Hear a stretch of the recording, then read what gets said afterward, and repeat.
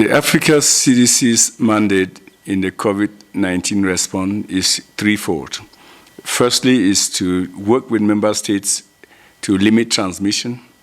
Secondly, to prevent deaths as much as possible. And lastly, to prevent social harm in the broader dimension. So those are the three main mandates of the Africa CDC in the COVID response.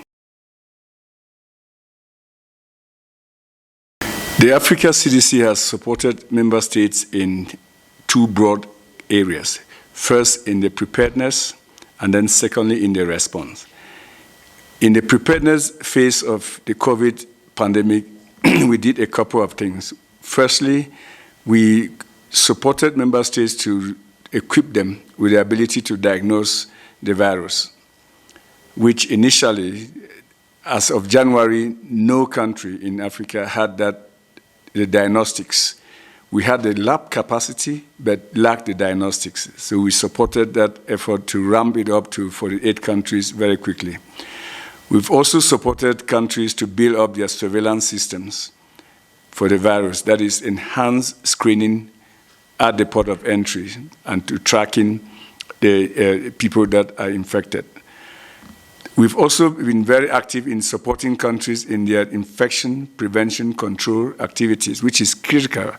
If we have to prevent our healthcare workers, we have to make sure that they are armed with infection prevention control measures. We've also been very keen to make sure that communication is effective by designing risk communication capacity development efforts through the partnerships or the task force that we established called the African Task Force for Coronavirus Preparedness and Response.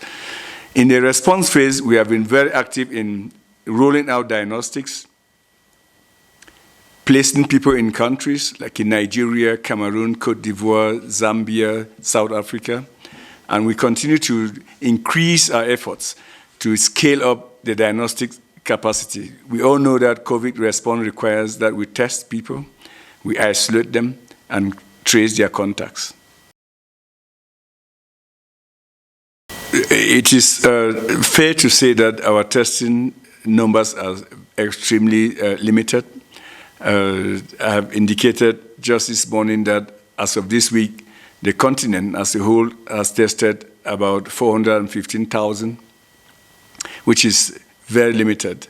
And we need to see more. And that is why we launched an initiative called the Partnerships to Accelerate COVID-19 Testing. This partnership will rally a coalition and create a movement so that we can scale up the diagnostics to about 10 million in the next 4 months or 5 months. It's very important. If we do not test, we do not find. I think the cornerstone of our prevention strategy should be in our ability to combine testing and tracing of those who are infected.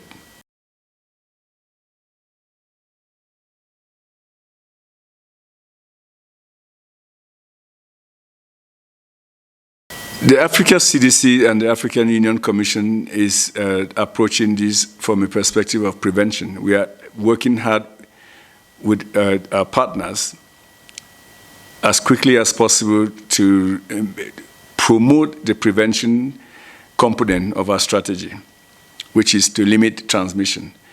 We also are aware that we may not be able to prevent completely, and that we may be heading to a massive outbreak then.